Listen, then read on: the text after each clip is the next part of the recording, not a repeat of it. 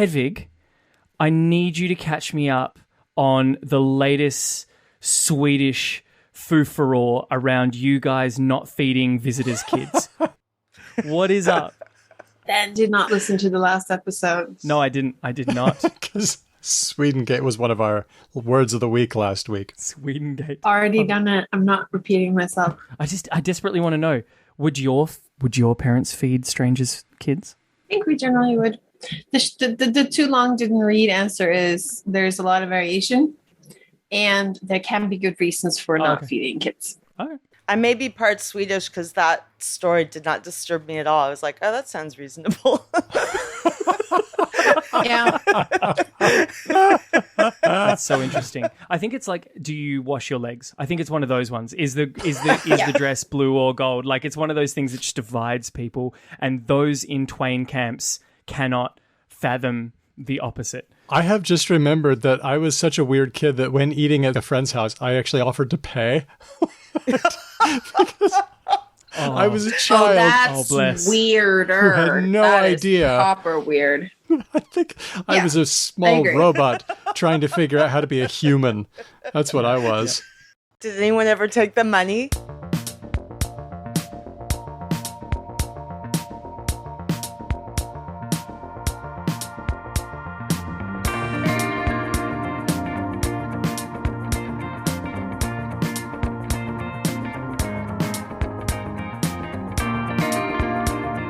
Hello and welcome to Because Language, a podcast about linguistics, the science of language. My name's Daniel Midgley. Let's meet the team. She eats punks like you for breakfast. It's Hedvig Hirgård. So funny because I don't usually eat breakfast. But when you do, it's fiber-rich punks. Yeah. Except no imitations. That's totally my vibe. Yes. Mm-hmm. Good. He eats breakfast for punks like you. It's Ben Ainsley. That is actually incredibly accurate. If someone came along and was like, I need you to eat breakfast for me, I'm like, you finally, my calling, the true skill I have in this life, which is just shamelessly, gluttonously eating food. Now is my time. Would breakfast be your most important meal of the day? No, I seldom eat breakfast because I find I don't really get hungry until about lunchtime anyway. Exactly. But I like breakfast food. Yeah. Oh breakfast my god. is the breakfast for dinner, kind greatest of thing ever. food. Oh yeah. Okay. Yeah. I literally just made sausage hash for dinner. Yeah. And cereal for dessert is a classic. You know, you can't beat Especially American cereal. We have with us a very, very special guest, 3-time guest, which means she's an honorary co-host now, whether she wants to be or not. Official co-host status. It's the proprietor of the now famous Grammar Table and author of the new book, Rebel with a Clause, Tales and Tips from a Roving Grammarian. It's Ellen Jovin. Hi, Ellen. Hi, thank you for that lovely introduction. Well, we wouldn't give you any but the most lavish praise. It's true. Thanks for coming and hanging out with us. I am very happy to be here. This is, aren't you going to say anything about my breakfast? I was getting to that, yes. Okay, I just don't want to be left out of this. You want in on this discussion. This deeply trite series of introductions. Yeah, what do you eat for breakfast? It's actually pre-breakfast time for me. You know that I'm not a morning. You know that I'm not a morning person. So this I do know definitely yes. But I'm here and I'm fully caffeinated. Okay. Good. As a person with a partner who is a lifelong not morning person, I can't tell you how thankful we are because I know what it takes to get your people to be where you are right now. Okay. That's really nice of you. I did not mean to sound whiny because I'm very happy to be here. No. I have endless lived experience. But anything that I say that I disagree with later, I'm going to attribute to the hour. Okay, very good. Very good. Good job. Yeah. I was thinking, though, you'd get a different grammar audience if you were hitting like the 6:30 a.m. slot, you know, in the subways and stuff.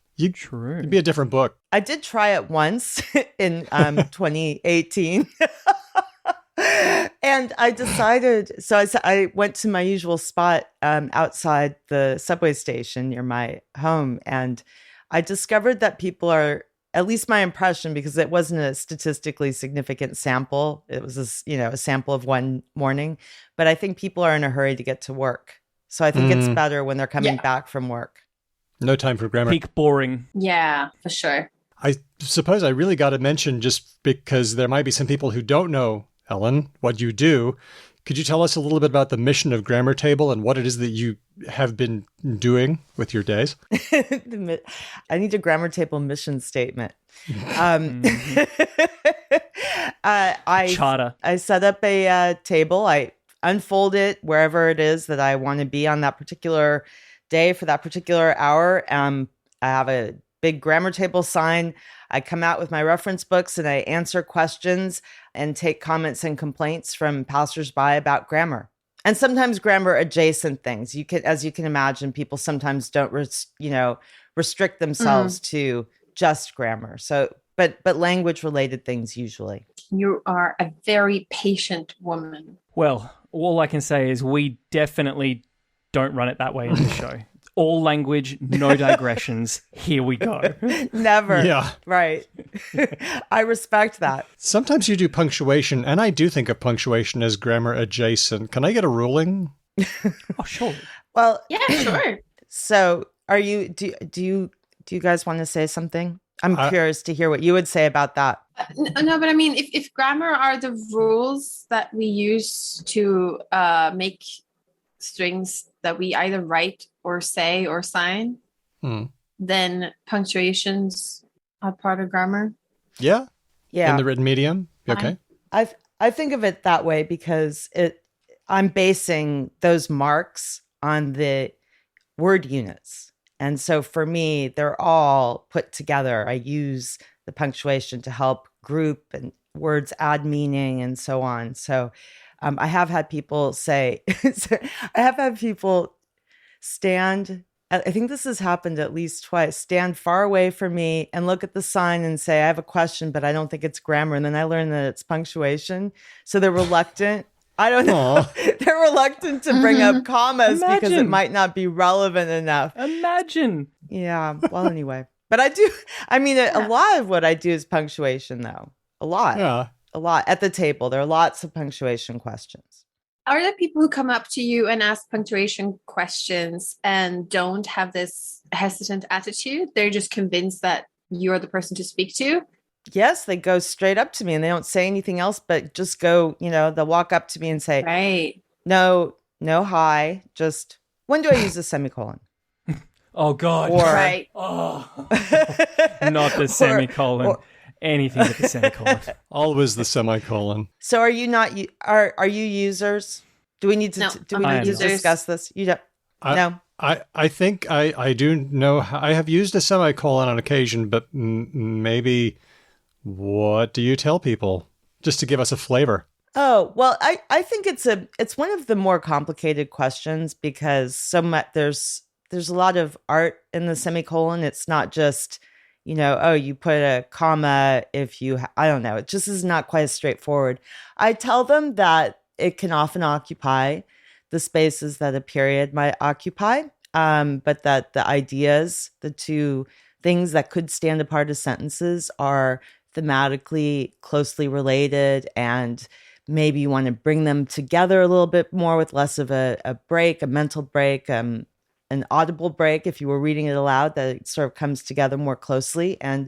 But I think so much of the semicolon use is really about a sense of the quiet drama that it can bring about. And that kind of sensibility comes from reading good writing. It's not so easy to just explain, but I can at least keep them from putting it where they really, they just can't have one. So that I can forestall that.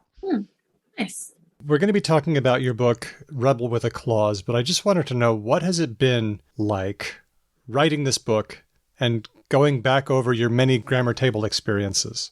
Well, it was kind of cheering in a way because, the timing of it worked out that I had made it to 47 states when COVID hit. Actually, when I was on the road, I was looking at the COVID data from China, and I was thinking, oh, this doesn't seem good at all. Yeah, because that was December. That was December 2020, December 2019, and January 2020. And I had a Facebook friend who was posting things from Wuhan at the time, and so it was alarming. And anyway, we came home. Brant and I, my husband, went all over the country with me, and we came home, and then suddenly all of our plans for the winter and the spring to finish the remaining states and do some cities that I also wanted to do went out the window. But the great thing is, for me, I mean, it was very fortunate in a way. I had a book deadline, so I wasn't allowed to go anywhere. One of the challenges of writing is discipline. I know, right? It's too early for me to come up with the expression I want. What is the cloud, the rosy, silver whatever. lining. Anyway, yeah, the silver lining, right? Not the rosy lining. That is wrong. No. But rose-tinted glasses, silver lining. Yes. I sometimes have them at the same time, and I tried to have them in that moment. So I was sitting there writing, not being allowed to go places.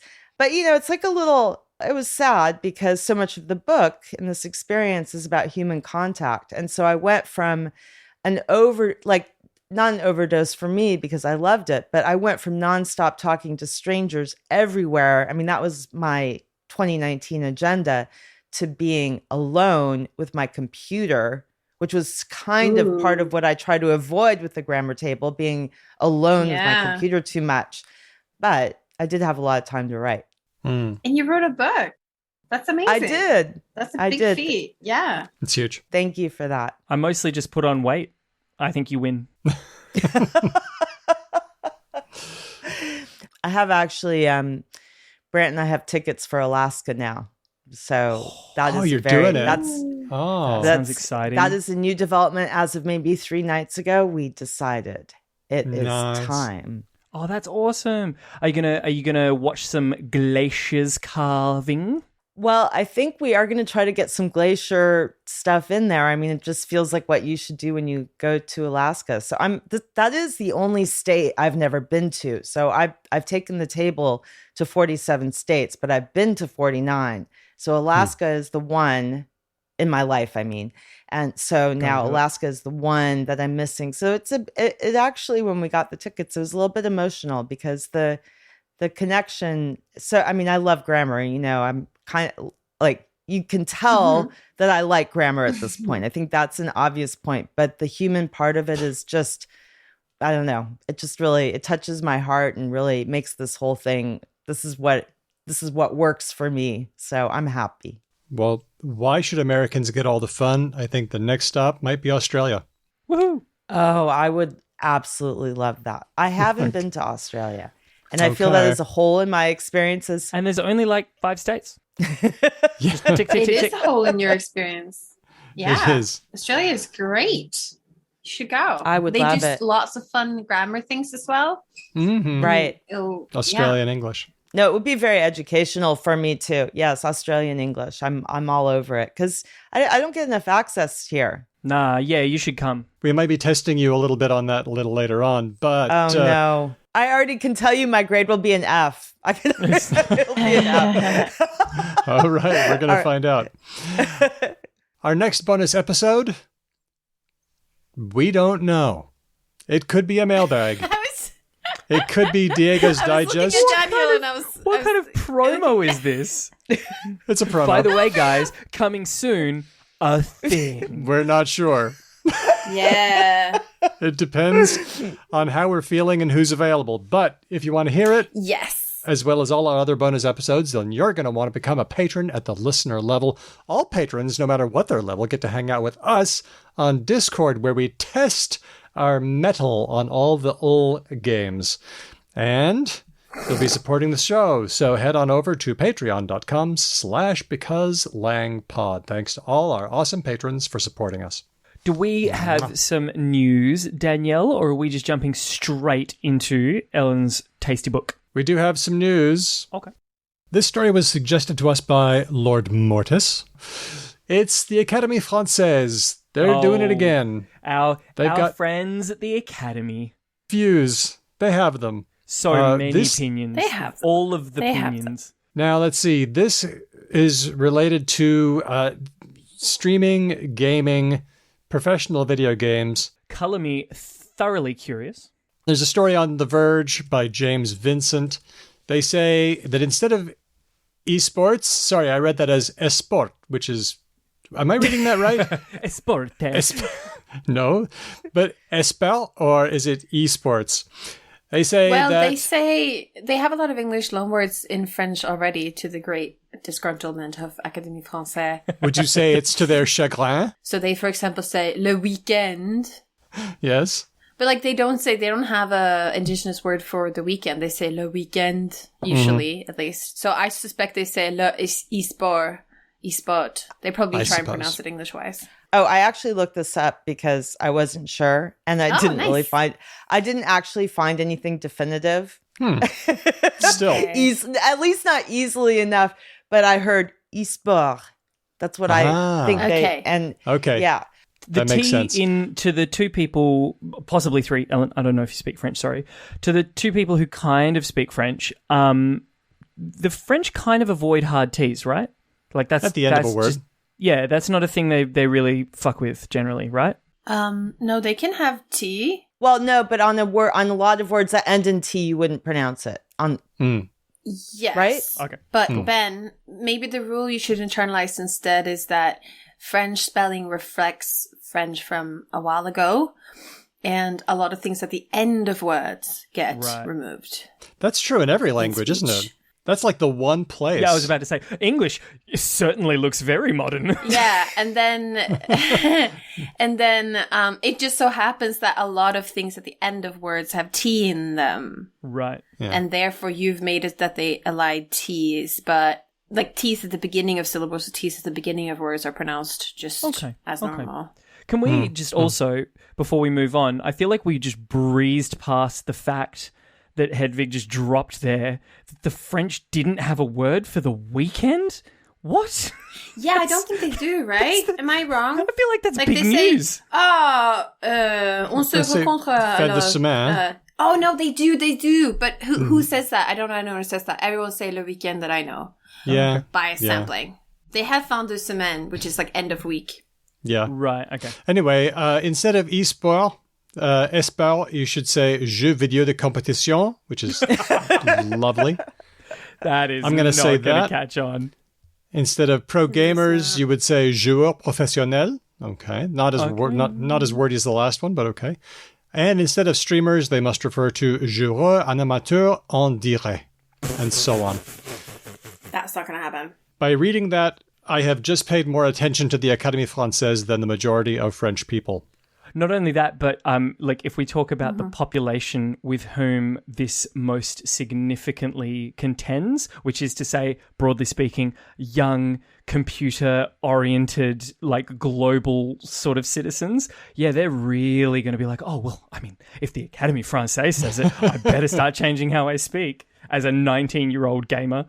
But does this mean that like French public service news organizations and things need to say this? Government employees do. The public, not so much.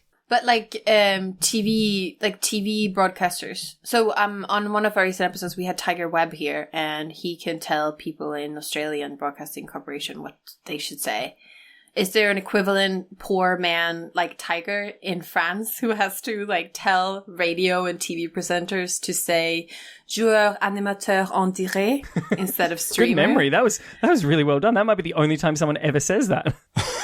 No. It's not memory. I have the run sheet in front of me. I have shit memory and it's hot. I feel very bad for French Tiger anyway. I do not know if there is a French Tiger, but I hope that there is. I just like that all of our listeners who didn't hear that episode are just like, why are they talking about big cats in France? French tigers. So, opinion on our Discord has gone back and forth about the Académie Française. Should they be killed or should they be humanely killed? My view is just that the Académie Française is this advisory body that's pretty full of themselves, but mostly harmless, I think. What do you think? Am I being too kind, like always? I don't think anyone should be killed.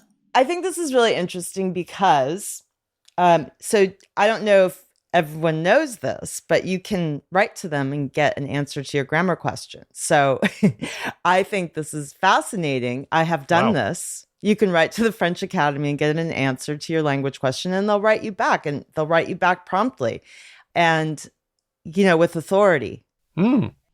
And so it's not as wishy-washy as I am at the grammar table, where I often say things like, well, in this case, I might do this, and in that case, I might do that, and it depends on the audience. And some people find that very irritating. They just want an answer. They want to move on and worry about more exciting things. But you can get an answer about the preferred language. So for some people, it scratches an itch. Maybe not on this particular word, but we don't have anyone you could do that with. I remember when I was in my early 20s, I wrote I had just arrived in New York, and I wanted an opinion on the formation of a certain specialized possessive. So I wrote to the English department at a local university, and the answer came back, and I was like, well, that's clearly wrong. Whatever the answer was. And it was at that moment that I started to realize what we're on a wild frontier with English. No French Academy for that. I think it's interesting what you said about people who just want to get an answer from you, because part of it is also that they want to use a language that they think will be advantageous for them in society, that like employers and strangers will like respect them and not judge them and feel and like treat them badly. And they want you to tell them what that is so that they can get on with their life and live their best life. Whereas people who care deeply about language don't want that to be true about the world. We want for you to be able to use whatever you naturally use and to not be judged. And it's a bit of a conflict, right? It's like they have a very different goal in mind, I think. Mm-hmm. And Académie Française is like, no, we're going to cater to these people who just like have accepted that the world is a shitty place and that you might be judged for the way you use things. And we're going to tell them what to do to not be mistreated. I think there's a spectrum, though. So some things, I don't, like if there's a word I come across and I don't know how to pronounce it, I just want to know the standard way. I don't want to know all the ways necessarily. Right. I mean, well, maybe I do in some cases, because I actually often, ask people about pronunciation in my online Twitter polls. But I just want to know what the standard pronunciation is. I don't want to micro analyze everything that I come across, because there's a lot of fun stuff to do in the world. It's true. Let's move away from the Académie Française and get into some new work from our pals, Mark Ellison and Uta Reinhold. Now, in an earlier episode, we had a talk with Morten Christiansen and Nick Chater about language being the result of lots and lots of language games. But there was a question that I didn't quite have solved for me, and that is, how do we get from lots and lots of improvisational charade games, how do we get from there to a language with patterns and order? And Mark and Uta think that it has something to do with metaphor. So, okay. At the heart of this paper is an interesting observation. Let's say that I use a word in a more or less straightforward construction, like, this is one of their examples. Here's a box of sweets. You will find some chocolates at the bottom of it. Or I could say, you will find some chocolates at the bottom. That sounded equally good, right? Sure. Okay. Yeah. But what happens if I take that word, the bottom, and I use it in a metaphor like this? Something weird is going on there. I just can't get to the bottom of it. Mm-hmm. It sounds weird if I do that, right? If I start subtracting words from a metaphor, suddenly it weirds. Yeah. I feel like the example you just gave me, I wouldn't feel particularly weirded out by, but I get where you're going, and I think in other metaphors I would have. I think you might have accidentally chosen the only one that exists where I would be like, oh yeah, get to the bottom. Let's try another one. Let's try another one. But it's true. I can see how it would. I saw a house in the distance, and it took me a while to arrive. Good. Because I'm arriving literally. Now I'm going to use arrive in a metaphor. Please tell me your conclusions and how you arrived at them. Yep. Right? That doesn't now work.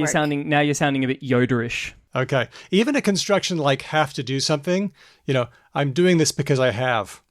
Yeah, okay. I'm doing this because I have to. Have what? have to.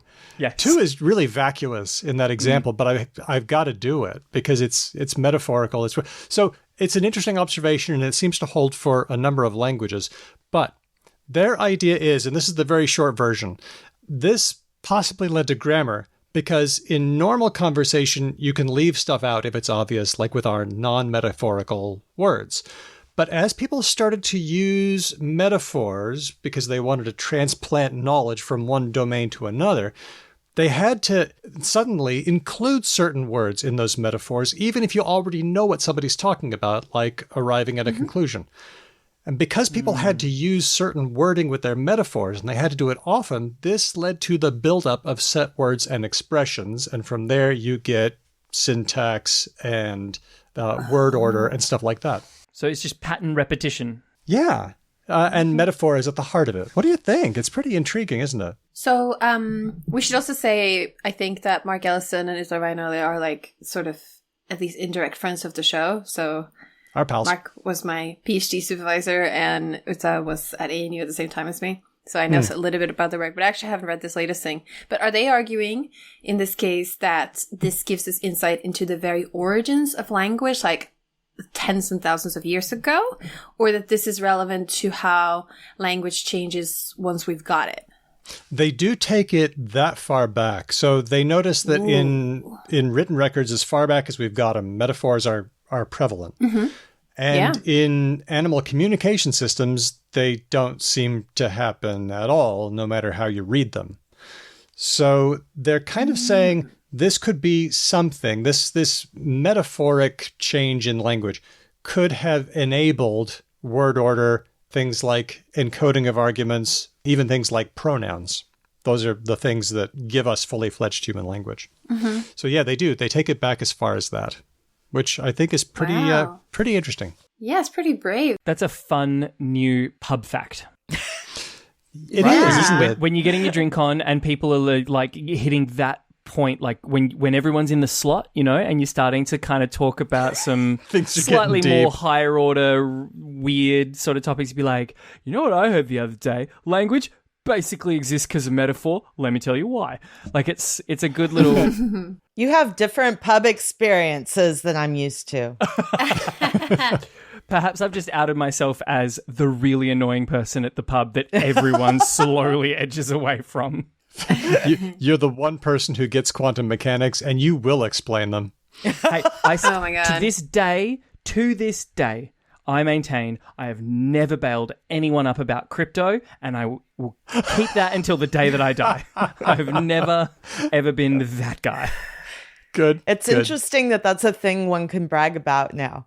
Oh, being my age and my race and not having ever like tried to convince someone of some weird crypto pump and dump nonsense is like, basically the biggest brag I have. Well, we still have time left in this show.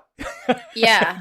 There's still time. I was going to say that as a white woman of my generation, I should be proud that I have never tried to convince my friends to join an MLM. Nice. But I do have an aunt, and she sells me aloe vera deodorant, and you can only get it from this MLM. There we go. It's the only deodorant that doesn't make me itch.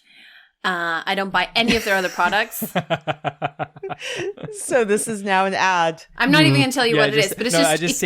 I just see Steve in the background with like an Ennio mop being, yep, the only thing. This episode of Because Language has been brought to you by Hedvig's aloe vera deodorant. By Ponzi schemes writ large. It's the only kind that doesn't make me itch. The other one that doesn't make me itch is actually Old Spice, but that's another story. Wow, that's another kettle of fish. Anyway, yeah, back to metaphor. Regardless of whether this is how you get syntax or not, it is an interesting observation in itself that we don't seem to get metaphor in non-human communication. So we know that bees and parrots and different primates and stuff can do a lot of the things that we can do with language. They can combine units. They can do a lot of quite complex stuff. And some of them do it naturally between each other. Some of them do it because we humans withhold treats for them until they do it. But the observation that they don't do metaphor is, I think, like regardless of whether this is how we get syntax or something like that, that's actually kind of neat, like in and of itself. Self-contained coolness. I just pictured a news headline that read, "Bees have literature!" exclamation point. So, wow. All right. There we go. There's grist for the mill for next week. And we also know that fish are bees from the last episode. So fish are bees and bees have literature. So fish have literature. That's amazing. Oh, we're going to hear from that. Yeah. Oh, man. Okay, I'm gonna cut the last news item because I feel like the time is right to go to Maine. Okay. Are we not going to talk about the Picts? Do you want to talk about the Picts? I felt like it was good to skip. Are we talking about Picts wait, as in P-I-C-T, the indigenous peoples of like England? I guess we are talking about Yep. Picts. Okay, here we We go. are talking about the last news item that Daniel tries to bury because he has anti-Pict sentiment. No. I tried to submarine it, but okay, here we go. All right, our last news item suggested by Diego. It's about the Picts. Ben, do you get excited about Picts? I have a unidentifiably sort of... I don't know where the origin for my fascination with indigenous peoples who haven't existed for a really, really long time, but for some reason, I just love it. Right? Like if you talk to me about like the Indus Valley civilization or the Picts or like any of these people who have just been gone for millennia, I'm just like, oh my God, it's so interesting. I just love it. I really do. Sorry. It is pretty interesting. All right, well, they found a new stone made by the Picts. Yay! A new one. Oh my gosh. This is more, I can see this is going to come up at the pub. Yeah. Yep. But you know the worst part? They're going to be like, oh God, not the Picts again. Jesus. The stone was found about 20 miles north of Dundee, Scotland. It dates to the 5th or 6th century CE. It's 5.5 feet long. Only 200 of these things exist in the world, but they were created by the Picts. Ben, you've already told us these are indigenous Britons who lived Kind a of all long over. time ago. Yep. Yeah, all over the like, place. All over and a fair while ago, but not as like you said, like 500 CE isn't like the like ridiculous ancient and distant past. You know, like the Egyptians were around when the woolly mammoth was still on the earth. So compared to that, this is like yesterday, but still a long time ago compared to us. Sort of pre-Christian. Yeah. Yep. Crossover, I believe. I'm going to reveal my lack of knowledge about the history of the country my husband is from, but our Picts, they're Germanic, right? They're not Celtic? I think they were a bit earlier. Oh, earlier. Okay. Do you want to hear what Encyclopedia Britannica says? Oh, yeah, well, I mean, if ever there was an encyclopedia... No, very long. Pict comes from picti, meaning painted, because their body and possibly tattooing. Some linguistic evidence suggests they spoke a Celtic language. Okay. Okay, so they're not Germanic. Cool. Awesome. I was intrigued by the story because whenever I read about things like this, and I think actually this story might have mentioned it, I think about how excited the people who discovered it were. Right. You know, like I'm assuming and hoping that there's a video clip of the moment. And I think it's very charming.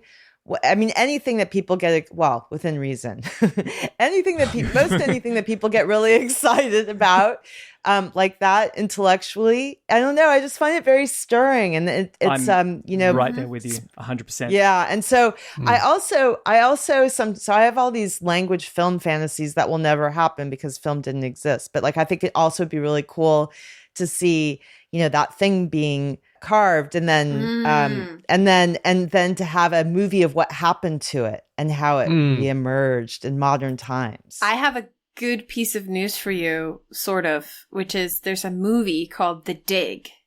Yes, I've seen it. I was going to say. Yeah. Which is pretty good, and which is about archaeological digs by sort of amateur archaeologists in, I think they're in Yorkshire, up in northern England, and they find like an old burial ship, and it's a very beautiful movie, and it's based on a real story. They don't have reenactments of the people who carved the ship like you would like, but they do cover the unmounding of it. It's very nice. I think it's very nice.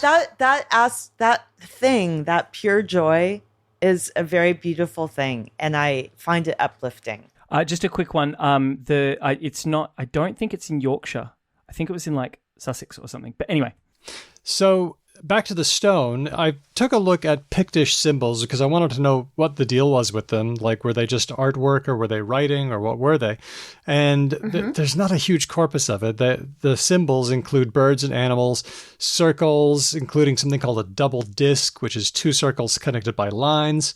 There's something called a V rod, which could have been a broken arrow, but it just looks like a V that goes through some of the circles and things. And they're really cool drawings.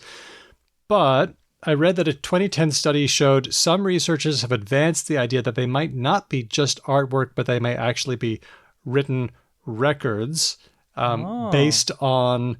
don't get too excited. So last week we had... Okay, moderated. No, but last week, what was our story last week that was about whether this was writing or language or... Oh, it was the apes. It was the chimpanzee. Like looking at the sequences of symbols from an information theoretic standpoint to see if it was non-random or not. Well, a group did this in 2010 and they figured it was non-random as well, but randomness is really hard. And there was such a small corpus that it's difficult to say, possibly unlikely that it's writing. Not everyone agrees, but still, the symbols are very cool and very beautiful. And so now there's one more piece that's added to the corpus of Pictish symbols. Very neat. Very cool. That's very very cool. I suspect if it's not writing, it's usually accounting, these ones. I think so too. Or memorials of dead people. Or like some sort of important event. Like this person died here, they were really great. Or Keo owes me 4 goats. Exactly. It's like the equivalent of a monthly status report in a business. Yeah. That's Can slightly be. less romantic, but often it is kind of that record keeping. Sometimes it's just Eric was here, That's Well, sometimes it's good really to just know. that. I mean, that's cool to find that out centuries later. My favorite version of that is like one of the islands north of Scotland that was like used as a staging island for Vikings. It's just like covered in some of the best examples of runes, and a lot of it is just like Thor was here and like so-and-so is a douche, and just like really, really just normal, boring graffiti. Yeah.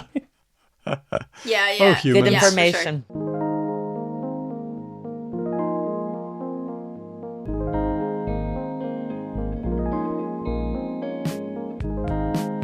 We are talking with Ellen Jovin, the proprietor of the Grammar Table, from which she dispenses grammar and usage advice in New York City and around the world. She's also the author of the new book, Rebel with a Clause. Ellen, once again, thank you for being here. Thank you for having me. How did you make such a good book title? I did not make it. That's how. So I worked very hard on that, but I'm sorry. I know. I wish this were not the story, but that is the story. Yeah, man. I worked for weeks on the book title. And I must have come up with like 500 book titles. All right, let's hear some. They were all, I don't remember now. Come on. But they were all rejected. Must be a good one. No, I know. No, they were all rejected. And then finally, the editor just wrote and said, "Oh, this guy here says blah, blah, blah. How about that?" And that became the title. That's the end of the story. Wow. All right. But it took me about a year to remember what it actually was, because, if you're used to hearing rebel without a cause, and I can hardly remember saying it now, rebel without a cause, right? That's the original you're not a movie. rebel without a clause. You're with a clause. So first I have to change the preposition, and then I also have to change the object of the preposition. And for my brain, that was a lot of work. And I've noticed actually that this is highly susceptible to being said wrong. Yep. So Daniel, I commend you on saying it right. I am going to have to correct it, I think, a lot, which, then people feel bad, and I don't want them to feel bad. It doesn't make any difference. But there's a rebel, there's a clause, It's in there. That's Good it. job. That's it. I like it. Yeah. Sorry, it's not a better story. That's all right, but I've noticed something about that. You mentioned about wanting people to feel good, and the book is full of examples of that because people feel so bad about grammar. It's something that hurts them sometimes, or the education they got, or the discrimination that they faced. And I've noticed in anecdote after anecdote, they feel better after talking to you. Is Is that just my impression, or do you feel that way too? I think that's right. And I think it's because, well, first of all, the people who actually come up to me are probably somewhat self-selecting, you know, if someone's having a traumatic childhood flashback. Well, I don't know. That's not even true though. Those people come up to me too. And I just think so much of it is the way you meet them. You know, the way I'm not radiating disapproval. I don't sit there at the table with a giant ruler in my hand, smacking it against my open other hand. So it's friendly. And then I think one might also be kind of amazed at how many people will very happily come up to me and say, my grammar sucks, or my grammar's horrible. And they seem almost, they find it kind of funny, you know, like it's not such a terrible thing. They're happy to improve on it. And I think that's very productive. It's like if I wanted to learn how to make a better vase or something, I don't know how to do any of that.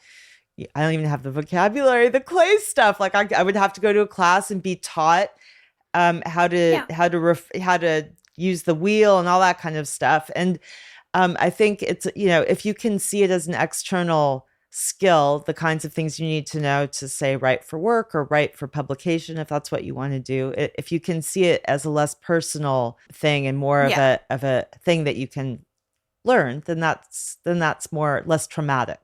Because everyone naturally, unless there's been a horrible thing in their past, acquires at least one human language during their lifetime. And they use that one very well. And then, but like what you were saying, like the skill to like write well, write for a specific audience in a specific style, those are not things that we're naturally born with.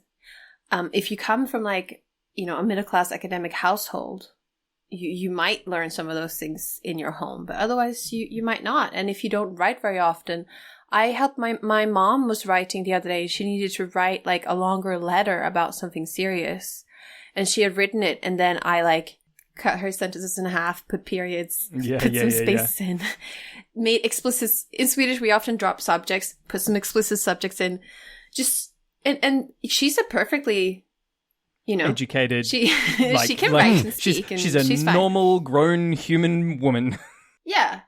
Yeah. And she's educated and everything, but she doesn't do this kind of writing often. So, you know, it's a skill. And you can make it external, and you don't have to feel bad because you don't. Like, I don't know how to make pots.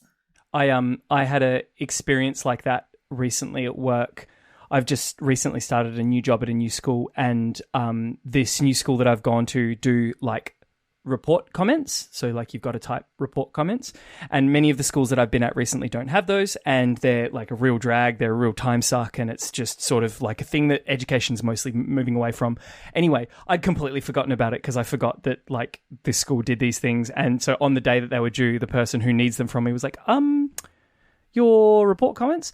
And I was like, oh, yeah, cool. I'll get them to you soon. I haven't started them yet, but I'll get them to you in a second. And you could see on the face of this person, they were just like, there is no way in this world this human being is going to get these comments to me in time, because to their conception of it, so few people have to like sit down and like write proper formal grammar type stuff anymore. Like it's just a skill that atrophies in nearly everyone. And for whatever reason, because, you know, uni and still writing reports and that sort of stuff, I've kept those skills. So it was such like an hour later, I sent this through, and you could see this person just being like, he's a wizard. It's just like, it's just a practice skill, right? Like it's not a flex. It's exactly what Hedvig said. It doesn't make you a bad person if you don't know how to do it. It's just like, have you spent time on the pottery wheel? If no, it's not a reflection on your quality as a human. Right. I also think the fact that I get so excited about what other people might view as rather mundane questions, you know, like past participles, it's like, woohoo, you know, and like, so if they're coming up to me and I'm excited about it, I think that has an effect on how they feel about the question. And you smile and you laugh and you're very friendly and you have a very friendly and non-judgmental attitude towards people. So, you know. Thank you. And you're That's happy very about nice it. of you to say that. Can I divulge how I've always pictured Ellen, you interacting with people at the grammar table, as in sort of doling out advice, as it were, or like providing quote unquote answers and that sort of thing. Even though I know you acknowledge that I'm not giving answers, like I'm just, here's some directions. I picture it as like a quintessential New Yorker giving street directions, which is to say, like, oh, okay, what you want to do is you want to use a semicolon in the middle, but you don't always have to do that. And if you want to do it a different way, that's okay. Like that's always, I don't know why. You're not Italian American. That is what I do. I do it just like that. Wait, I feel I should correct the record here in that I do give definitive advice, because if you give me a situation and you ask me about certain things, there are going to be specific answers that, you know, I'm going to be, this is it. That's done. But there are lots of murkier kinds of questions. And the other thing is, I am a native Californian. So I operate the grammar table like a native Californian. And that perhaps is also confusing to people, because I don't know, you know, why. I felt very comfortable doing the grammar table on Venice Beach, for example. That was my home turf. Okay, let's talk about one of those weirdy areas. We really need to fix subject-verb agreement in English, because nobody knows how to do it with any but the most obvious cases. I just had a look at your surveys. You know, I do see your surveys on Twitter. You are at Grammar Table. And boy, you really have a knack for finding those splits, those fracture points that are going to cleave people in one direction or another. So I'm just going to read this one. And Hedvig and Ben, what do you think about this one? It's a recent one. All they seem to read is or are. All they seem to read is comic books and cereal boxes. All they seem to read are comic books and cereal boxes. Do you like them both, or does one feel better? All they seem to read is or are comic books and cereal boxes. It's so funny. I went to get my eyes tested today for some new glasses, and so I went through the process of like number one, number two, number one, number two, and is or are? Can I see R again? It feels like this one for me, because when I got my eyes tested, there was a couple of times where I was like, that basically the same, and so I feel like this is that for me. This is a basically the same. Is and are work equally in my brain. I prefer in spoken, when I heard you speak it, I definitely prefer the second one, are. But I know in experience from going over text that I have written that this is something that when I write text, I don't seem to care about. Like I frequently, and I have like, you know, there's like type checkers, or like, you know, there's various automatic type checkers like Grammarly and like whatever's inbuilt in your program. And then I also have my beloved husband, who I often get to read things. And my supervisors, when I was reading my PhD thesis, they were like, Hedvig, like, you like don't seem to know or care about this. But when I hear it spoken, I sometimes have some preferences. But I prefer the second one, yeah. Okay. Now that was the one that most people chose at 55.9%. Did you agree with that one, Ellen, or were you expecting that result? I think that I was a little surprised that it tipped as much into plural as it did. I was expecting a fairly even split. And I personally prefer the is there, but it's just a preference. I think you can argue in both cases, but I think a lot of the people who are voting are probably think, my guess is that they think it has to be are, because they look at what comes after the verb, and their argument is that that is the subject. But that isn't really how it works necessarily. Like, we don't say all I want are you. You know what I mean? No. All I want is you. So we don't necessarily agree with what comes after. And I think for me the concept feels more singular, and I don't mind splitting then into plural. That doesn't bother me. All I want is you, and you. This is going a different direction than I meant. No, that's fine. That's fine. And so then I asked what people thought the subject was. I did a follow-up poll because I was surprised by that result. So I don't know what that's showing now, because that's still in effect. You know, it's the subject. So I think I gave them 4 choices. Is it all? Is it all I want Or wait, what's the sentence again? I forgot my own sentence. Here it is. All they seem to read are comic books and seem- cereal boxes. Yeah, so I gave them the options. Is the subject all? Is it they? Is it all they want to read? Or is it the thing that comes after the cereal comic boxes books and and the cereal comic boxes. books? So I don't know how Okay, that's shaping up. I have voted now in your poll, and I can tell you what currently the standing is. Yes, So please. the choices are all they seem to read, they, and comic books and cereal boxes. And 35% so far, 117 votes, have picked comic books and cereal boxes. Yeah, I kind of agree. Yeah. Even though it's weird. Because it's clefted, isn't it? It's what they call a cleft sentence. Comic books and cereal boxes are all they seem to read. So, if you unwind the sentence, if you decleft it, then the comic books and cereal boxes come up at the front. This is weird, How many isn't people it? This voted is for weird to all they do. want? All they seem to read. How many people voted for that, Hedvig? 23%. Interesting. Yeah. Yeah. But anyway, it's Yeah. messy and kind of fun. I love sentences like that. Yeah. And you do, I also see you in my Twitter feed, and I see all of your polls like this, and they're really fun. Yeah. They are Oh, fun. thank you. And Thank you. It definitely scratches an itch for me. So I love the grammar table and being on the street, but I swear this, like the Twitter poll thing, I think that made the pandemic a lot better for me because every time and sometimes people ask me how I line these up. They ask, like, where do you get them from? And how do you distribute them? And literally the second I think of one, it goes up. And so that there might be 4 in a row sometimes. And it feels necessary. Like in the moment, I just really need to know. Mhm. I want to know what people think. Or I might, in some cases, I also have a clear idea of what I think it should be. I mean, there's a blend in there, but a lot of times I just want to know what people think in a sort of gray area. And it's so satisfying. Like you cannot do this on Facebook because when you vote on Facebook, your vote shows up. So you can see how people voted ahead, and you can also see who voted for what. And so that doesn't work. This is the anonymity and the lack of you don't get a signal ahead. So if I run, I've actually done an experiment, well, not an experiment, but I tried posting a couple polls on Facebook too. And if it starts heading one direction, it keeps heading that direction. Whereas with Twitter, you can see, it's more like a horse race, How often do you make a poll on Twitter because you are having a sort of argument with a loved one? Because that sparks most of my Twitter polls. Oh my God. They're not only about language, they're about anything. Do you put the tomato sauce in the fridge, that sort of thing? Is my partner a douche? Yes, no.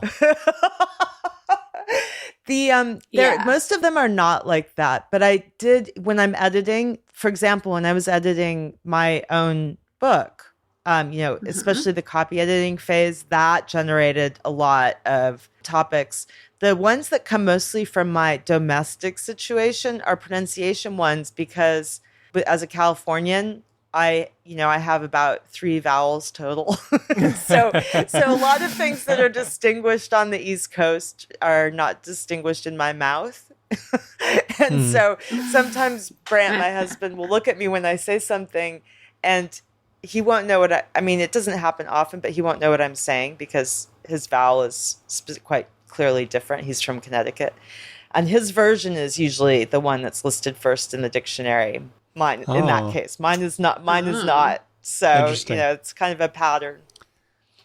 It's like I'm talking about the like the Don and Dawn thing. So DON, DAWN are more or less the same for me, but not for him. Yeah. Dawn and Dawn. Yes. I do a weekly gig on the ABC, the Australian Broadcasting Corporation, and it's an older audience and they have questions about grammar and stuff. But a lot of people are kind of taking this from kind of a bad place. Like, this bugs me. I hate it. People suck. I'm better. There's this really strong culture of complaint and moral superiority around grammar. Do you kind of accept people where they're at, or do you try to help them out of that way of thinking? How do you come at people? I think it's important to use humor and information when I'm confronted with that. So it is the case that on occasion, a person has come up to me and just been so grumpy and kind of, I don't know. Maybe they've also gotten me in a particular mood, but if they're just ranting, it can go two ways. One, I could just end up sort of like, and then the conversation pretty much they're done and they leave. But more often, I have all my books in front of me. I have all the reference books. So if I feel that they're receptive, I will bring up an actual fact, of usage, that there's more variety or that there's been evolution in how this is treated, even in authoritative reference books. And usually it ends up in a better place. But I think I have this feeling about grammar pedantry, which is that if you meet grammar, I don't know how you're going to feel about this. If you meet grammar pedantry with scorn, that's another form of pedantry in a way, because people are educated the way they're educated. They learn a certain way. They have busy lives with conflicts and, financial pressure and all kinds of things. And they may just not, weirdly, they may not read grammar books for fun, grammar usage books, language books for fun as I do. And they don't learn things. Such and there's people exist? Yes, I know. It's so weird. But I think that's it. It's a little, if you're going to talk about the elitism inherent in grammar pedantry, I think there's also an elitism in the kind of knowledge that people have acquired in scholarly pursuits of language. And so I really try, and I usually don't have to try, but in the moments where I'm irritated by people's unpleasantness, which is rare, I try to remember that. I think that's a great stance. Yeah. Oh, thank you. Well, I don't mean to make this sound like some giant moral mission, but I'm just struck by the ineffectiveness of greeting scorn with more scorn. And so for me, this is a conciliatory process that I want to be educational and I want to have be positive. And I have turned people who are really, they're kind of mad when they come up. I have turned people into a different frame of mind, and I feel happy with that, and I think they do too. That really comes through in the book. I really hope that doesn't sound obnoxious, because can I just, as a side thing? No, it doesn't. Here's the thing. If this were about something that I feel angry about right now, because there are things that I feel angry about, in the world. There are things that I feel mad about in this country. And if I had a table that had a sign on it that said, "Come up and talk to me about what you're pissed about," it's just not going to go well. But we can have the comma conversation or the past participle conversation. And then no matter what is going wrong in the way, like how we might come at each other for some other subject, we can have this kind of meditative process where we're bonding around the letters that go on a page or that come out of our mouths. And for me, that's a very powerful thing. And it actually really genuinely works in my heart and makes me feel better. I think one of the important things that's probably you seem to really, really, you articulated really well just then, and you seem to be able to keep in mind really well, is that like nearly 100% of the time with grammar, the stakes are low, right? Like it's that. Unless I'm wrong, can you tell me an instance that you know of where the stakes are really, really high? Or if not, like it's just an important thing to remember is that when it comes to grammar, we're talking about like ephemeral, made up, ruly type things. It's not, it's not legislation. But sometimes the way people feel about certain language reveals deeper problems that aren't really about language in themselves, but are expressed via their opinions about language. That might have to do with, for example, race or gender. Okay, fair enough. The stakes, you're right, like exactly what word you choose in a sentence, the stakes there, you could understand them as low, but the reason people have so strong emotions about them have to do with more than that. And then I find it a little bit harder to keep my cool. I think the stakes, I hadn't really thought about it this way, but the stakes may be high for people in certain contexts, but they're not high when they walk up to the grammar table. And that right. And I hadn't actually, this is very instructive to me to think about, because then I can really have a no consequence discussion with people about something that maybe feels very important to them at work, but it can just be a calmer discussion when we're sitting there on the beach.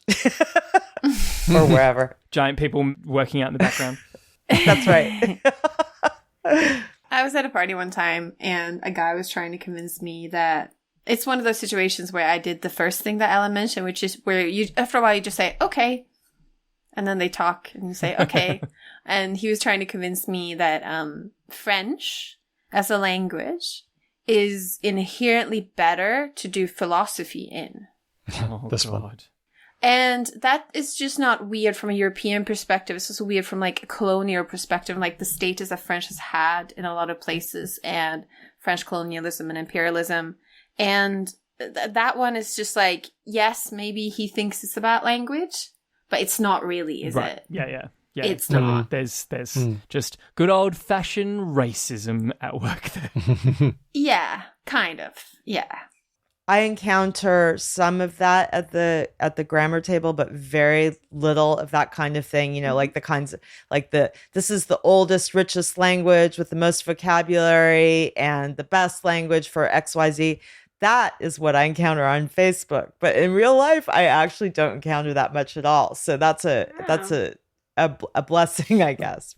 Yeah. But do you encounter people coming up to you and saying that what people call double negation, negative concord, like when you say, I don't see nobody, or I didn't see nobody? Do you encounter people coming up and saying that this is irrational and weird and bad and people shouldn't do it? Because that, I think, as far as I know, that pattern is more common in Southern states and in Afro-American English. And I feel like those are sort of tied together there a bit.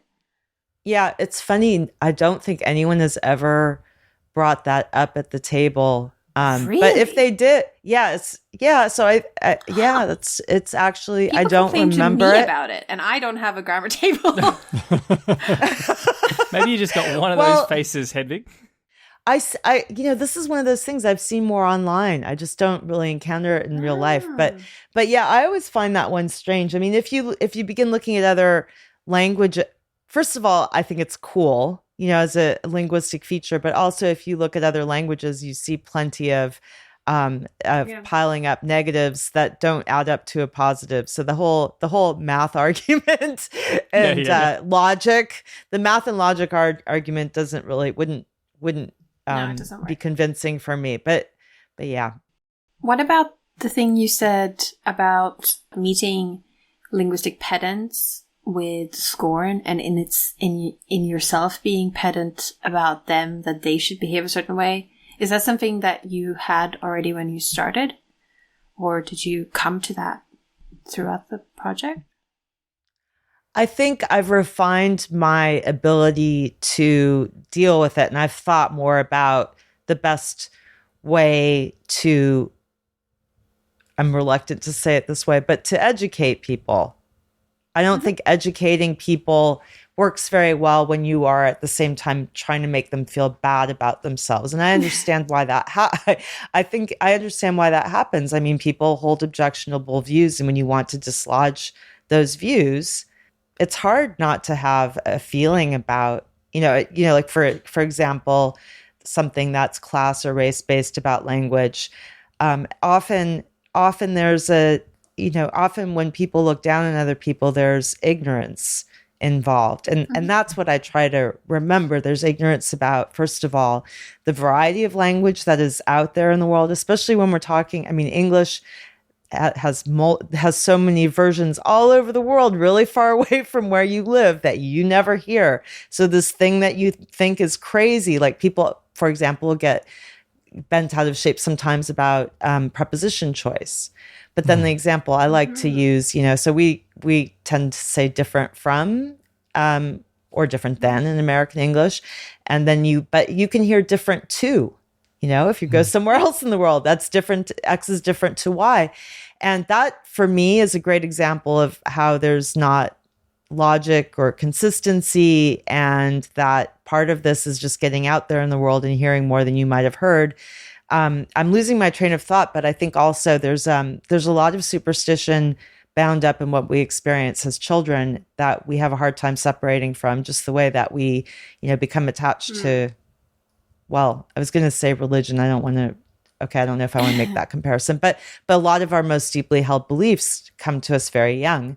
And that's the same thing with language. You don't tend to be reading grammar books after your 7th grade English class. So the thing that you're told in 7th grade may stick really long and hard. And I feel like part of the point of the table is to bring to light the imperfection of our memory of days gone by, because a lot of people's problematic beliefs are grounded in that, not just about language, but about all things.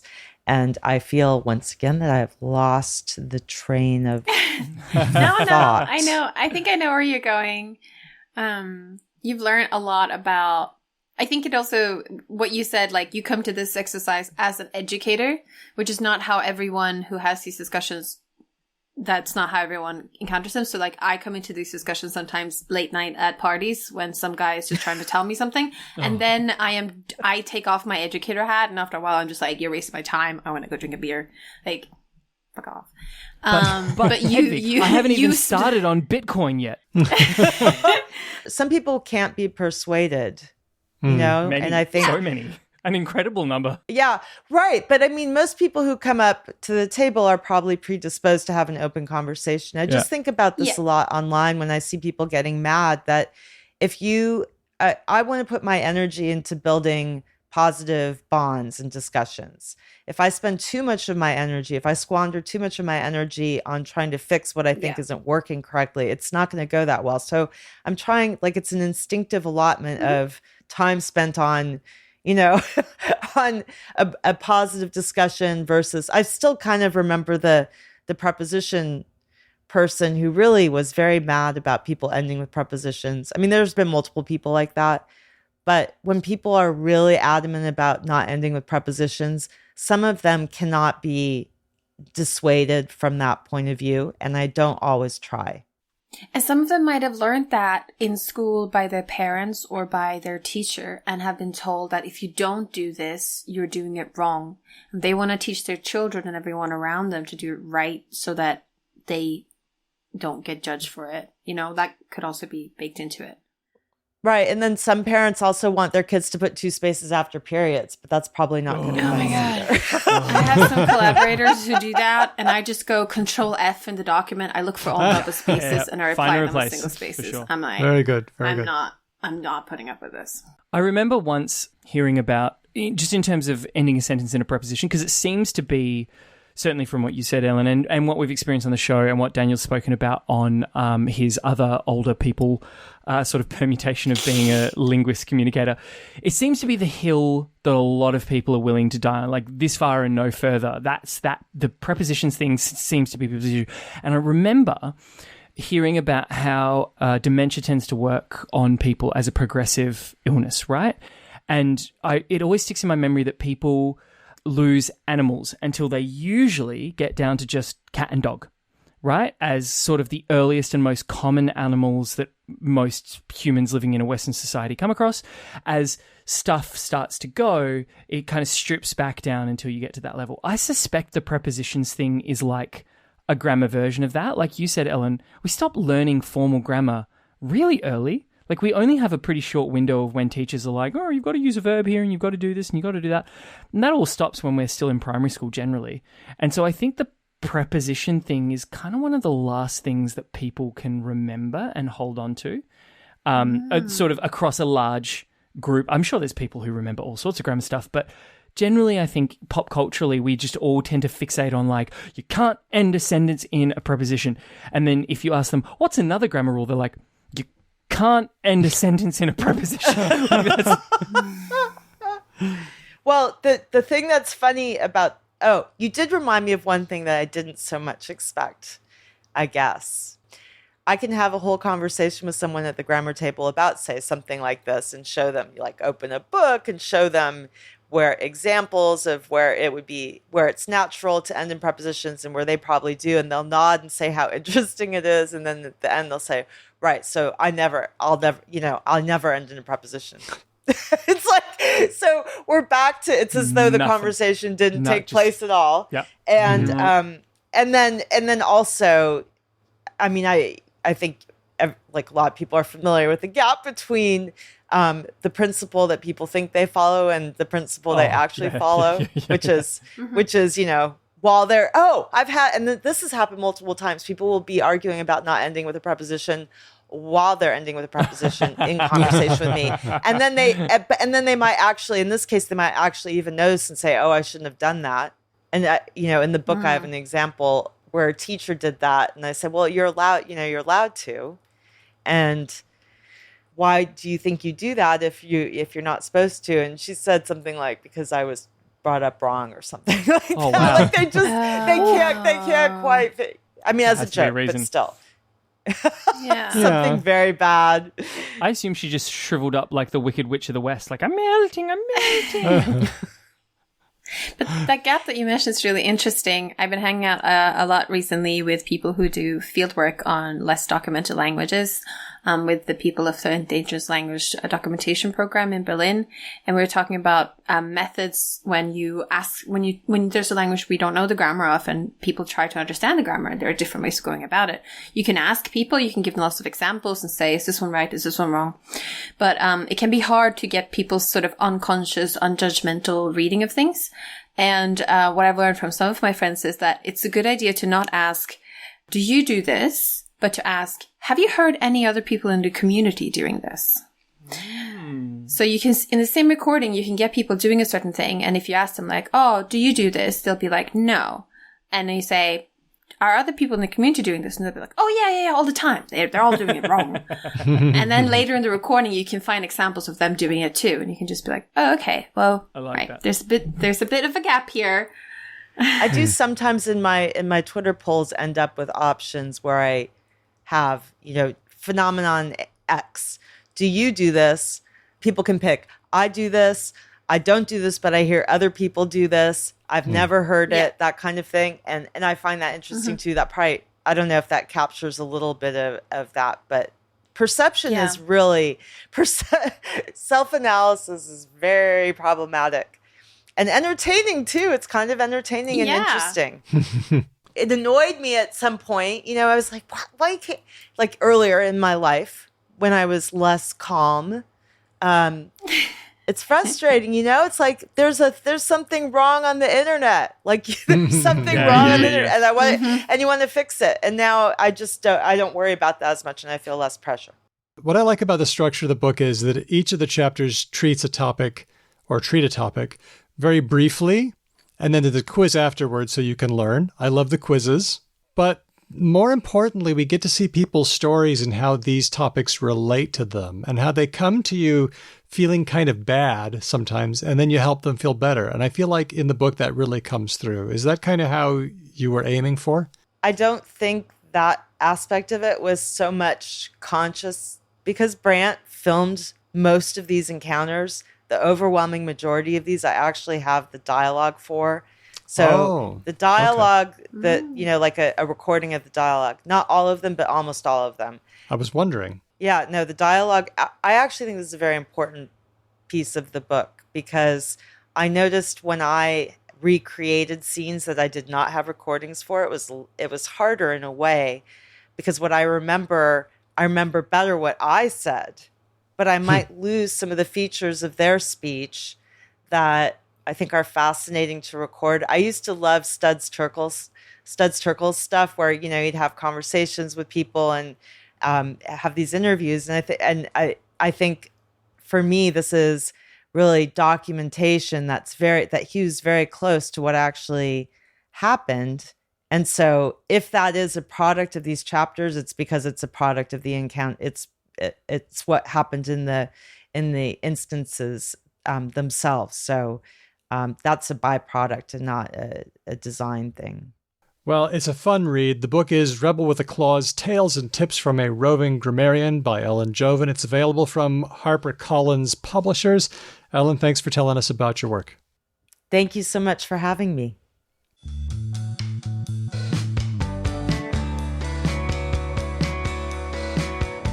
But now you're not done because we have Words of the Week.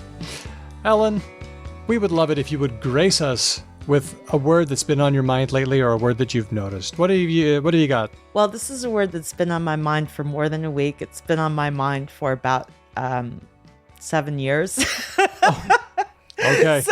Fresh. This is my opportunity. And I thought about this and I picked the form specifically for, okay, I'm going to stop and just tell you the word. Okay. Sycophancy. Sycophancy. Sycophancy. That's my word. Because I feel that is at the heart of a lot of the things not at the grammar table that are irritating me these days. The power seeking, ass kissing. Am I allowed to say ass kissing on the show? Yeah. I swear. No. You're not Okay. saying anything. No. I guess I already knew the answer to that. That's just that's me delighting in the freedom that I have here. Yes, I just feel like that is at the heart of so many things that are troubling me in the social political scene. The obsequious, power hungry, ass kissing. Yeah, sycophancy. So many good and words. I picked that form because often, so sycophant you hear a lot. But I like sometimes to look at the forms that are used less frequently, So, sycophant and sycophancy are both nouns, but the sycophancy focuses on the larger phenomenon. So all the sycophants can be stuffed into this larger phenomenon of sycophancy. That's my word. And bonus points, Nice. It sounds like sicko fancy. A little bit of both. Yeah. So people who are doing that, stop. That's my message. Thank you. That's great. Please don't be as sycophancy-ish. There we go. I'm just adding suffixes. It's funny, though, when you get into words from the 1800s or 1700s, they actually did play around with different Latin forms before they settled on one. And so I don't know if sycophancy is or sycophantic or sycophantical. You could see many different versions of the I same like word. sycophantical. That's fun. Too fancy. Yeah, what's one of the ones we need? One of the ones where you can do multiple forms. Those I spend a bit of time on those when I'm writing, picking the one, whether it's the noun ending in ness or ment or like there could be multiple things going on. I kind of get a kick out of that, but I think that annoys people who want less choice. They just want someone to tell them the form. I wonder if anybody's aware of the slightly lewd origins of the word sycophant. Ooh, I'm not. Isn't it some like a succubus? No, it's not. So Oh, I was so excited. That was such a good folk etymology. Oh, bugger. nice try. But psychon in Greek is a fig. Now, figs have a rather lewd reputation, partly because figs, people used to think that they looked a bit like a vulva. And also, you cover yourself with a fig leaf because the leaves are kind of penisy looking. And that's the sick part. And then the phanein in Greek is to show. So somebody who shows the figs. The figs is a nasty gesture where you do this to someone. You put your thumb in between your two fingers, and it's a very rude gesture. So the reason why apparently a sycophant is somebody who does that is because they're a false sort of person, is that the senators in ancient Greece, the politicians weren't supposed to make rude gestures. But if you were a politician and you encouraged your followers to make rude gestures, to show the figs, to taunt other people while you were supposed to stay above it, They were the you figgy hand types. That's right. The figgy hand type. So this is a way of being fake, a way of being false. I'm still hung up on the fig looking like the vulva. That seems like a stretch to me. Oh, I thought that was obvious. Yeah, me too. I was just like, when you open a fig to eat it, like, that seems pretty chalic. A lot For of lack of a people better think phrase. that anything that has roughly a shape like this and has anything inside is like a vulva. Oh. To be Have fair- really. This has been really educational for me. Good. I did not know about that whole tradition. So like people say papaya, mango. Like I have a tattoo on my arm of an apple. Oh, wow. Like That is, this? you definitely have a vagina on your arm. Well, yeah. No, that's I didn't think that when I made that. But my brother said that, and my ex said it was a Pokemon ball. So, Which one's worse? That's what I want to know. Kind of Pokemon Ball, to be honest. Yeah. Let's go on to our next one. This one was suggested by Kieran. It appears in a Lizzo song. Lizzo included a word in her single Girls. The word, I feel bad about this word because it's a word that was very common in the late 70s, early 80s to describe someone that you didn't like. The word was spaz, and that was the only way that I encountered the word. And then I found out that there was the Spastic Center in Australia. They have since renamed to the Cerebral Palsy Alliance, or in the UK, they're called SCOPE. And they changed their name, but what they do is they help people with certain disabilities. So Lizzo included this ableist slur and then got some heat for it on Twitter and on social media. But then check out what she did. This is pretty god tier. You know this, right? Go ahead, Ben. Tell me. It's kind of one of those like wonderful examples in the modern era when people are like banging on about cancel culture gone crazy and all that kind of stuff, where you can just point at exactly what happened here and be like, it's not that hard. Lizzo did it. She did it real good. Like, she did a thing wrong. People called her out on it. She apologized. She corrected her mistake. And she made efforts to sort of to further the cause, or to like reflect on the fact that this was a bad thing that she did. Like, it was just, but also didn't make like a massive song and a dance about it. Like, it was just a straightforward, simple acknowledgement of error, an apology, and a genuine attempt to make amends. She re-recorded the lyric and released it without the word. Like, in a day as well. Like, I think the turnaround was like 24. Like, it was really, really short. She was just like, oh, cool. Right. Well, I fucked that up. Let's fix that. She could have doubled down like so many people do. But, you know, you can always change that. You can always turn it around. She says in a statement, let me make one thing clear. I never want to promote derogatory language. As a fat black woman in America, I've had many hurtful words used against me. So I understand the power words can have, whether intentionally or in my case, unintentionally. This is the result of me listening and taking action. As an influential artist, I'm dedicated to being part of the change I've been waiting to see in the world. Like you say, Ben, God tier correction. Like, it's just... It's a goddess in her. Yes. And, like, I think just as importantly is, I think in... it's like, I don't want to say conservative circles, but in the circles of people who engage in that idea of, like, cancel culture gone mad and all the rest of it, in their minds... If you play by the rules of the mob, or like their conception of the mob, like if you're always trying to stay on the right side of the Twitter mob and all that kind of thing, you have to make work that's so mild and bland and boring and unentertaining because you just have to like appease everyone. But I will happily go on record and be like, Lizzo's music slaps. Like, it's really good.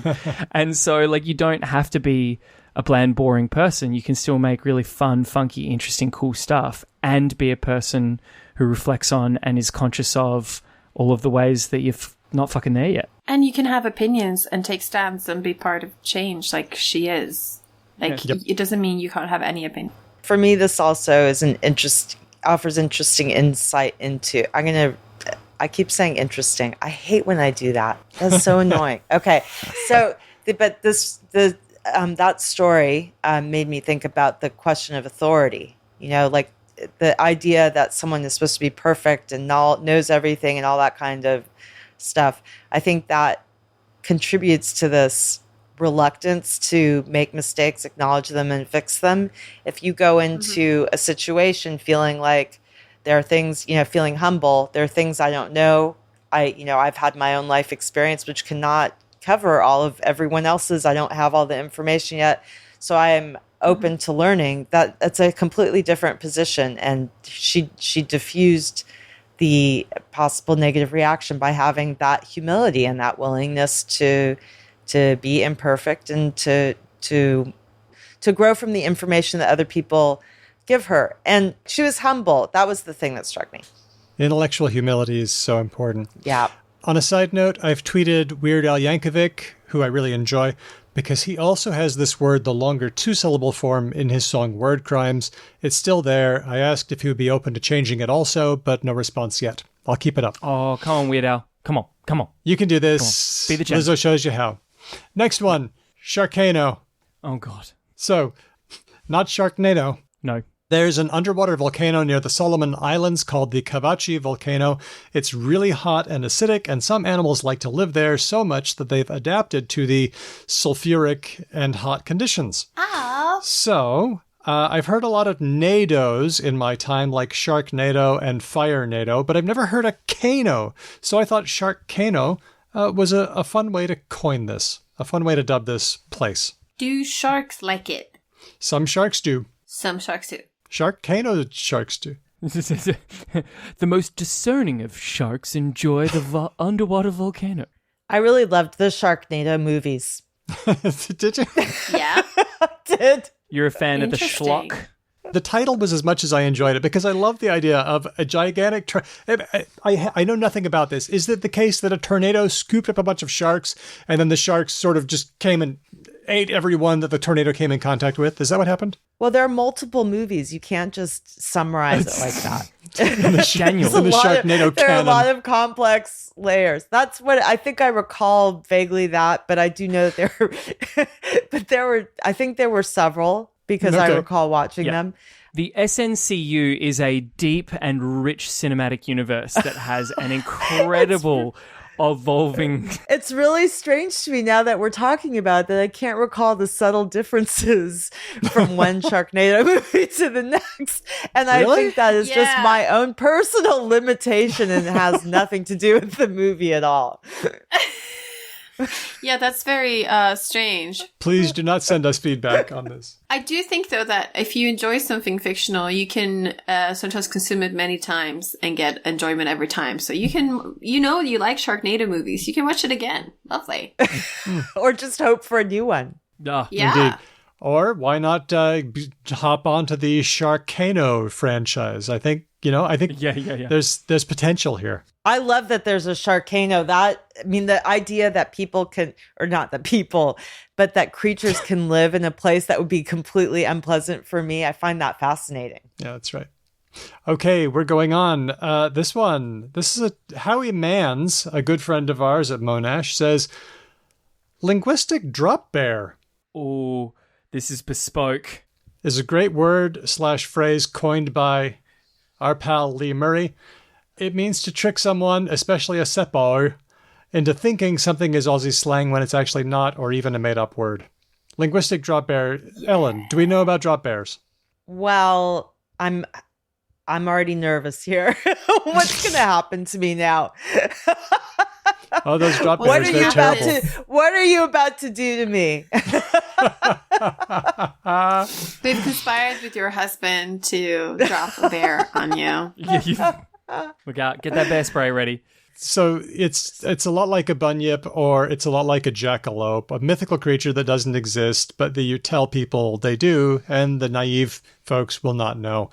So yeah, it's fun when people come to Australia to tell them about the drop bears. You got to watch out. They're up in the trees. They're savage, but they don't exist. I feel a little bit sad because I think this plays on Americans' quite often trusting nature and the way that they don't want to make someone else lose face in a conversation.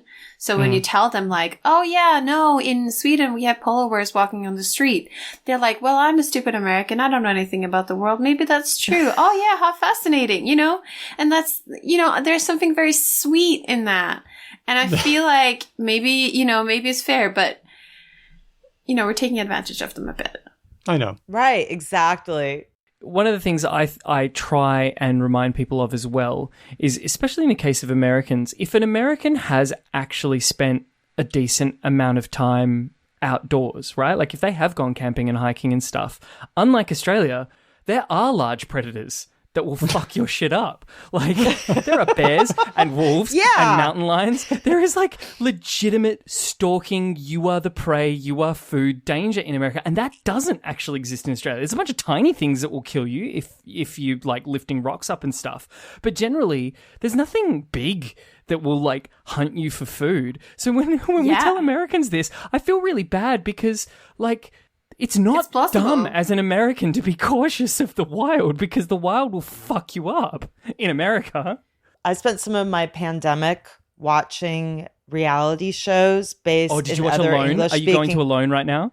I have seen some of Alone, but watching reality shows from different parts of the world so that I could pick up slang.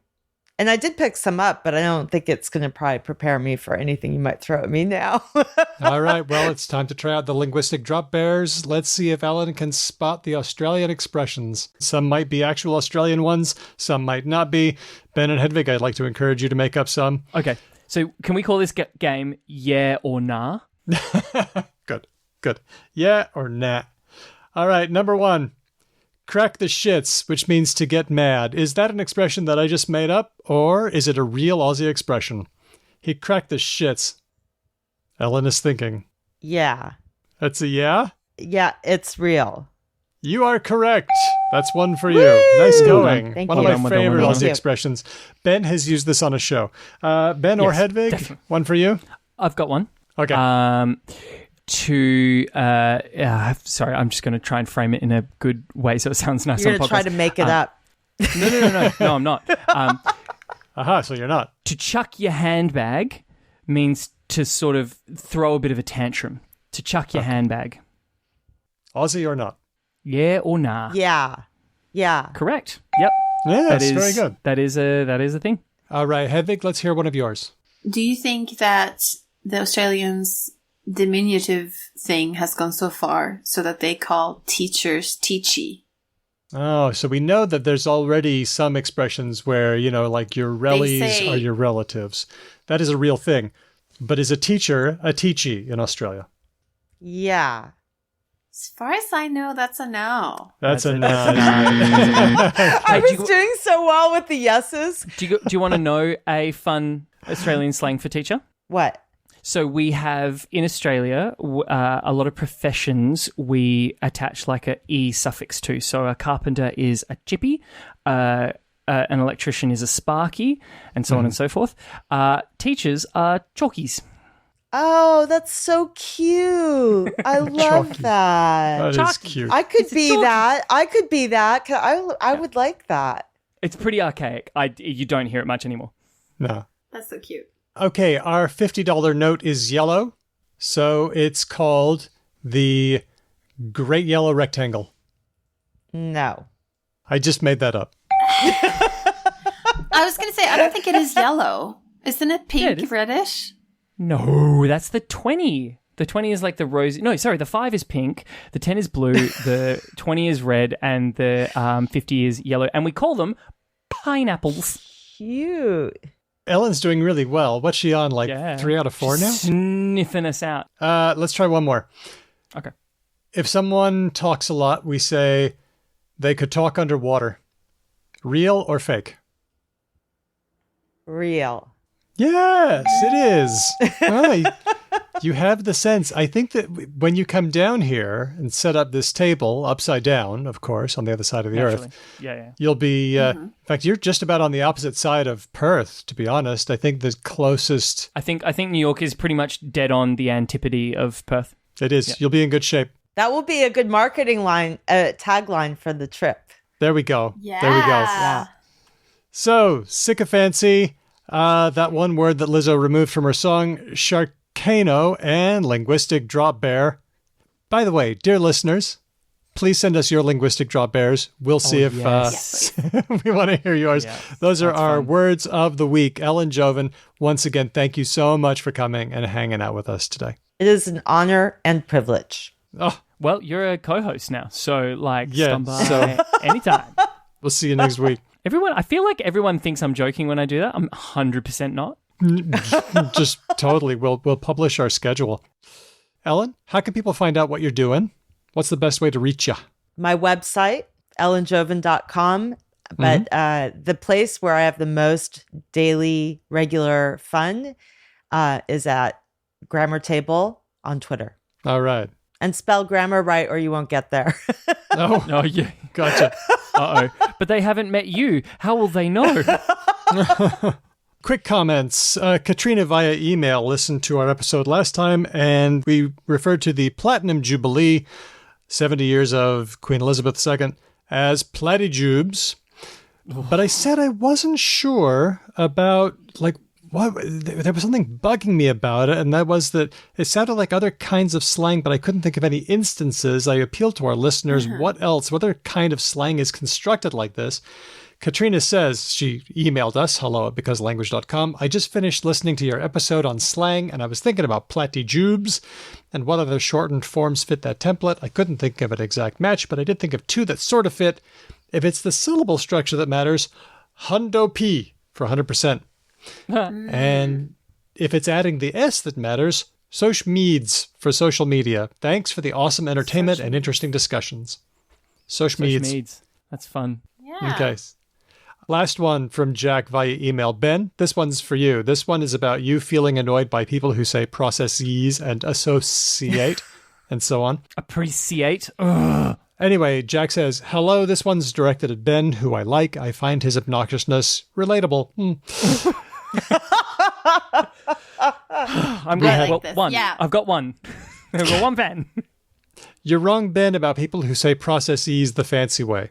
Seems just as likely to me that the slightly insecure grinding bootstrapper, fortunately endowed with the smarts and or environment to do the fancy pants tertiary work, but perhaps not with the educational pedigree, is just as likely to say processes. But I agree about the tissue, and the punishment should be guillotine. Now listen to this. Jack says, if we are to infiltrate, we need solidarity. Let's make sure we are actually punching up. And if we are not sure, let's not punch. Let's tickle. I could whinge all day, but I simultaneously love the show. Big up. What do you think? That's a good phrase, Jack. I like that. Yeah. That's really nice. Isn't it good? That's very sweet. Yeah. Let's not punch, let's tickle. Ooh, it's cute. Maybe somebody says processes because they're trying to survive. It could be a survival mechanism, and That they know is they're doing fair it, enough. but it's... I should probably clarify that when people of color or other sort of members of minority groups who find it really hard to climb social ladders do it, I have absolutely no problem with it. But when like our political leaders do it, I'm like, I know what you're doing. Well, big thanks to Jack for that question, and thanks to everybody who contributed to this episode. It's my turn. I'm doing the thing. If you like the show, like Jack, my one and only fan, then hey Jack, I'm just going to direct all of this to you. Jack, you can send us ideas and feedback. You can follow us as Because Lang Pod everywhere except Spotify because Joe Rogan. Bleh. Leave us a message with Sneak Pie. That's on our website, becauselanguage.com. You can send us an email, Jack, if you want to, hello@becauselanguage.com. Jack, if you have any friends, which is unlikely because you find my obnoxiousness relatable, but if you do, you should definitely tell all of your friends about Because Language, because who doesn't want some more obnoxiousness from Ben in their lives? And of course, Jack, if you are not already, you should definitely become a patron because you can find out about cool stuff in our bonus episodes, and you can join our Discord and just like have a great time hanging out, sharing photos of cats, and playing all games. This is a lot of pressure on Jack. Do it, Jack. No, I think we should make this apply to all Jacks because that's going to be a larger body. Yes, all Jacks. Hello, Jacks. Jack, please. Everybody named Jack. There is a joke in here somehow about Jack of all trades, but Yes. I am not Can't find it. sentient enough. It's the I heat. can't find it. I put Jack in a lot of my grammar examples. Jack is a good name for grammar examples because I often need to like minimize Fight Club. the space. Because good point. you're only allowed a certain number of characters, so I use 2, 3, and 4 letter names a lot. Okay, well, one thing you can do is do like Jack, unless there are more Jacks in the world, which I can't believe that there are. There is one person called Jack in our Patreon list, and I'm going to read that list now. Our lovely patrons make it possible for us to make transcripts so that our shows are readable and searchable. And we are very grateful to the lovely team at Speech Docs who do the transcription for us, which we're very impressed by all the time.